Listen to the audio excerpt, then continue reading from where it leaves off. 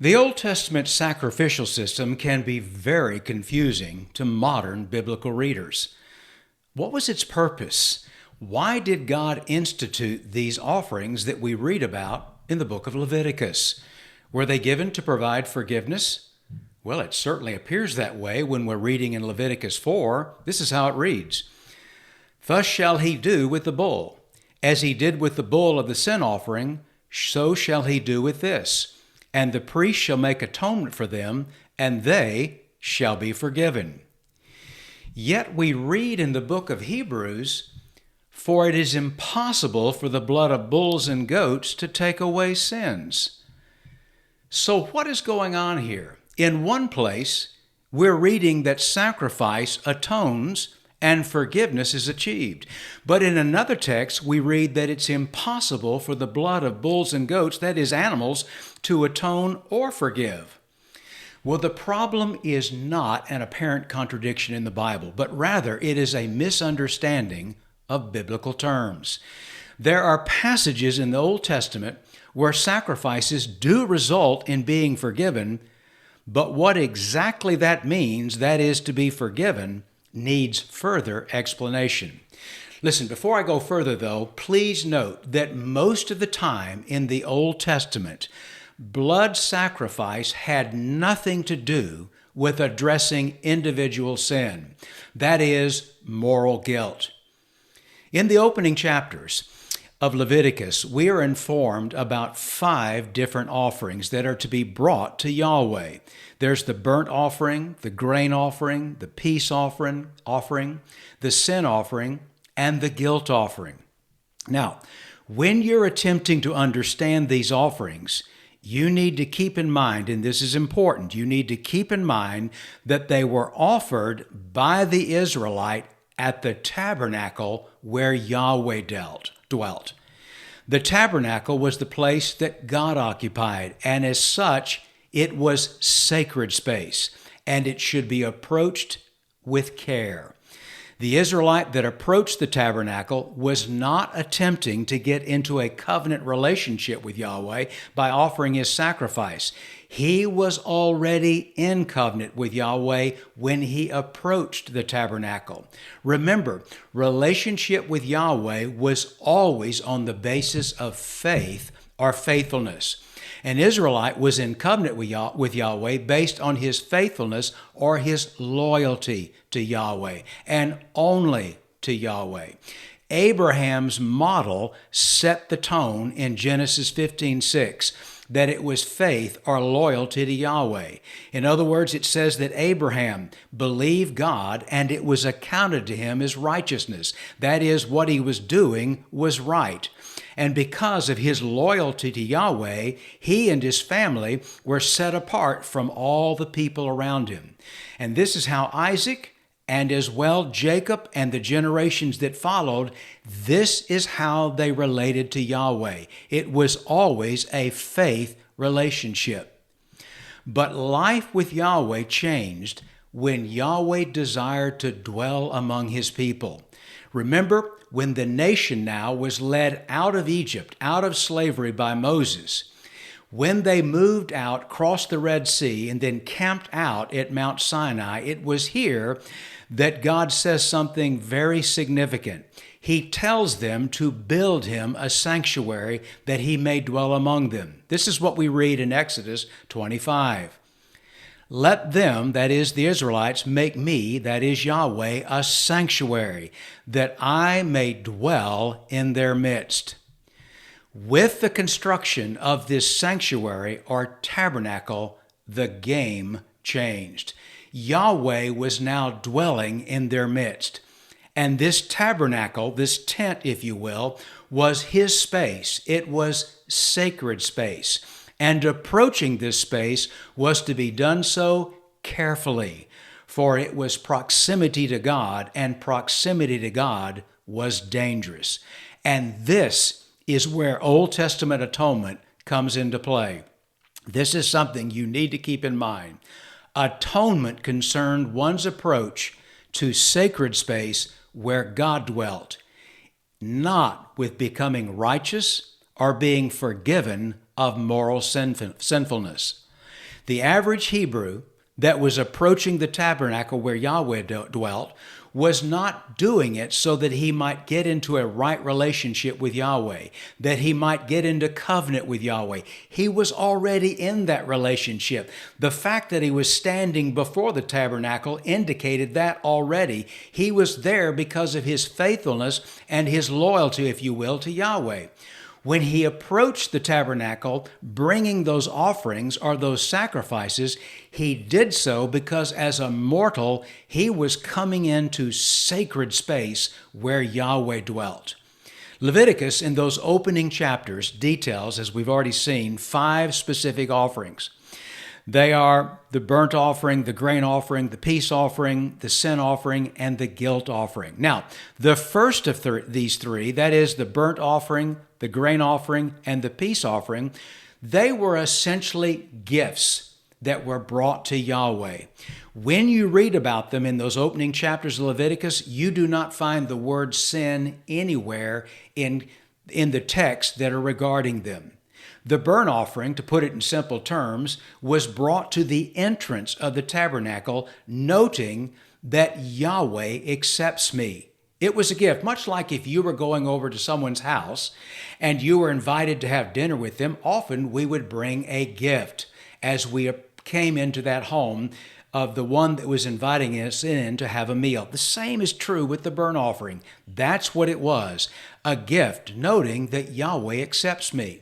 The grain offering, which by the way was not a blood offering, this was a cake, it was offered as a memorial to remember that I, a Hebrew, am in covenant relationship with Yahweh. And the peace offering, it was just simply given to show all is well. I am thankful to Yahweh because I am in relationship with Him. Please note, these offerings were given not to earn salvation. They were not given to earn forgiveness for personal sin, that is moral guilt, but rather to enhance the well-being of their relationship with Yahweh. Now, the final 2 offerings, that is the sin offering and the guilt offering, this is where the confusion comes. This is where people get kind of hung up. And the belief by many is that these offerings were brought, and as a result, individual forgiveness of sins for moral guilt was achieved. But part of the problem is the names that have been given to these offerings, the English names, that is, sin and guilt offering. It's misleading. They are better understood as the purification offering and the reparation offering. The blood of these offerings were never applied to the one bringing the offering. Let me say that again, because we're going to unpack this for a moment. The blood of these offerings, that is the purification offering and the reparation offering, the blood of these offerings was never applied to the one who brought it. The blood is used only within the sanctuary or the tabernacle and applied to the sanctuary and the furniture that was found within it. These offerings purged or cleansed the tabernacle and its furniture from ritual defilement in order to maintain the sanctity or holiness of sacred space. This is why both of these offerings, the one that we call the sin offering or the purification offering, and the other that we call the guilt offering or the reparation offering, both of these offerings deal with unintentional sin, not with willful sin or moral guilt. Let me read to you in Leviticus 4. And the Lord spoke to Moses, saying, "Speak to the people of Israel, saying, if anyone sins unintentionally in any of the Lord's commandments about things not to be done." And then again, if the whole congregation of Israel sins unintentionally and the thing is hidden from the eyes of the assembly, and they do any one of these things by the Lord's commandments that ought not to be done. And then again, when a leader sins, doing unintentionally any one of all these things by the commandments of the Lord his God that ought not to be done. And then finally, if any one of the common people sins unintentionally in doing any one of the things that by the Lord's commandments ought not to be done. Did you note that word unintentional is used in reference to the nation as a whole, to the leaders, to the common people? It is unintentional sin. That is the sin of ignorance, or to put it in our terms, to make an honest mistake. It is not premeditated, intentional sin. That is moral guilt, defiant sin. The laws of Torah, and this is important, the laws of Torah contained no remedy for the intentional sin, that is defiant sin or moral guilt. So, what's going on here? What's with these blood offerings? What is their purpose? Well, it's crucial if you're going to understand why they were being brought, why they were being given, why the blood was applied the way it was. You need to understand the biblical meaning of the Hebrew terms translated atone, which is the Hebrew word kippur, and forgive, which is the Hebrew word salak. These two terms are used throughout the explanations of these offerings. I earlier read in Leviticus 4, "Thus shall he do with the bull, as he did with the bull of the sin offering, so he shall do with this, and the priest shall make atonement for them, and they shall be forgiven." Please note, as you're looking at this verse, the words atonement and the words be forgiven. They are the words, the Hebrew words kippur and salak. The word kippur, that is atone, means to purge or to wipe clean with respect to defilement of the tabernacle. The blood of the offering was used in a ritual sense to purge or to wipe clean the tabernacle and its furniture. This is why when you're reading about it, the blood of these animals was applied throughout the tabernacle and its furniture, but it was never applied to the one who was offering it. The word forgive, that is the Hebrew word salak, simply means to become clean or to be purified. And this makes absolute sense because as the blood was applied, that is, as the blood was doing its atoning work, it was cleansing or purifying. When it was done, whatever was done was now forgiven or cleansed or purified. The two words work together. By virtue of the offering that was being brought, both the person and the tabernacle were ritually cleansed, if you will. People were ritually cleansed or forgiven in the sense that they would no longer bring contamination into sacred space.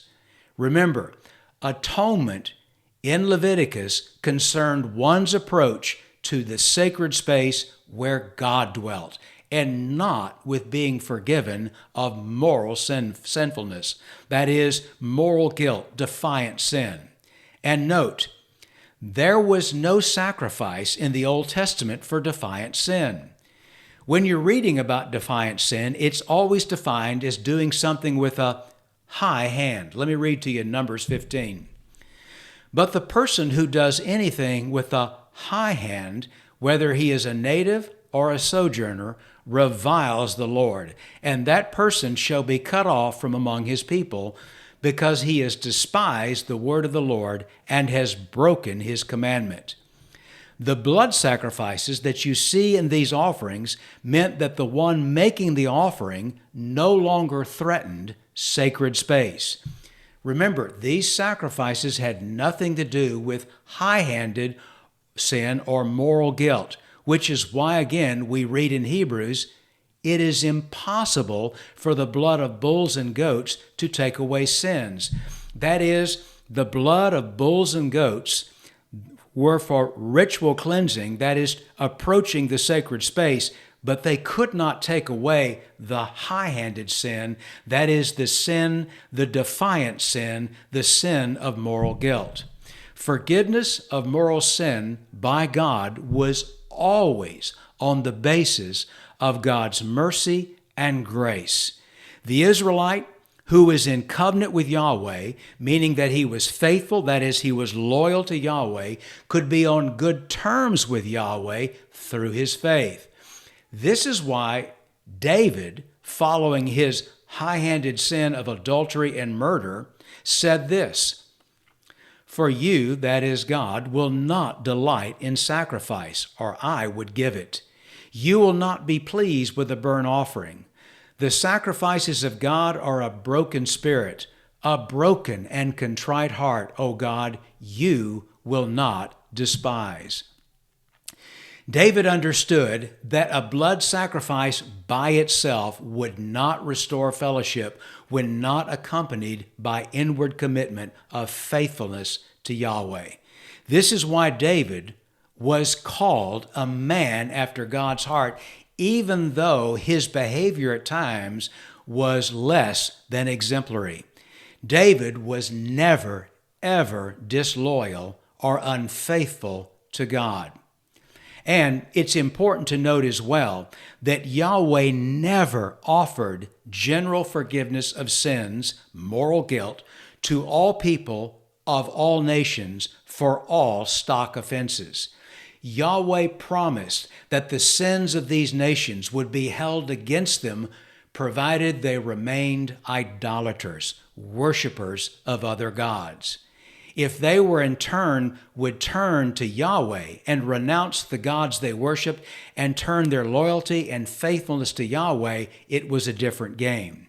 But here's where we're coming to Jesus, because it was only through Jesus' death could permanent forgiveness and removal of high-handed sin be found.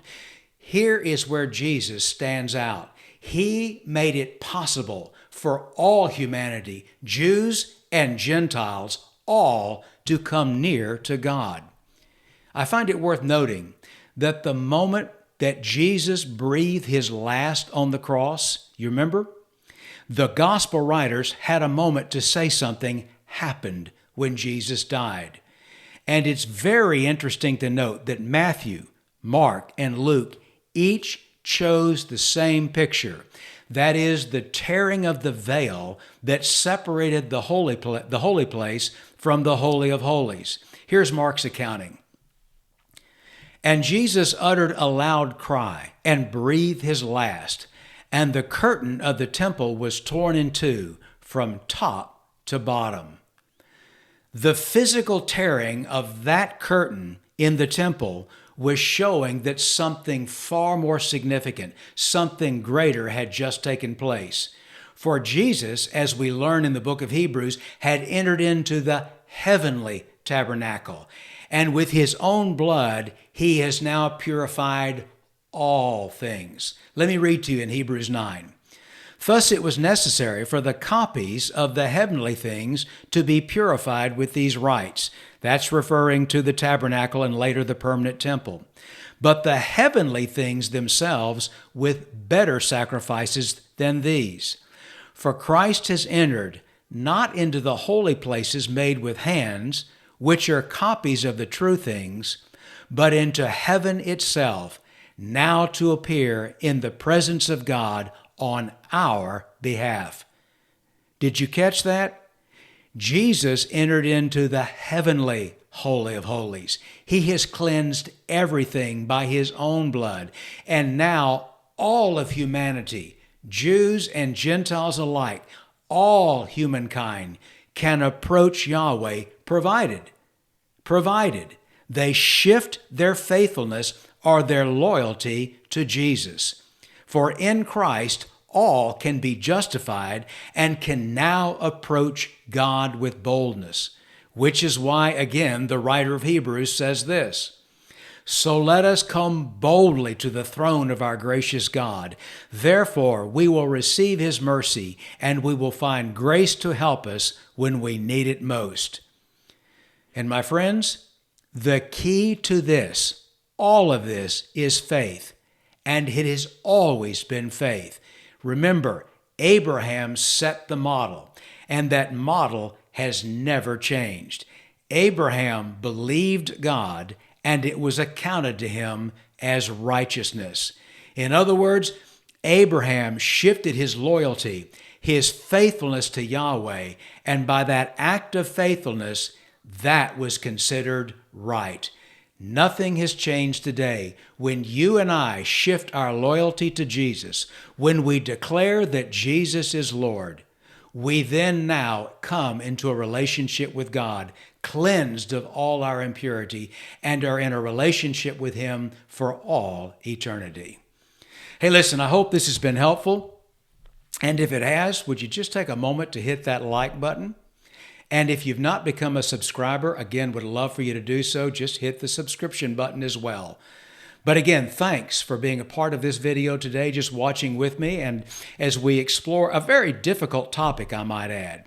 But we'll take time in another video to further take this apart and look at it even in more detail.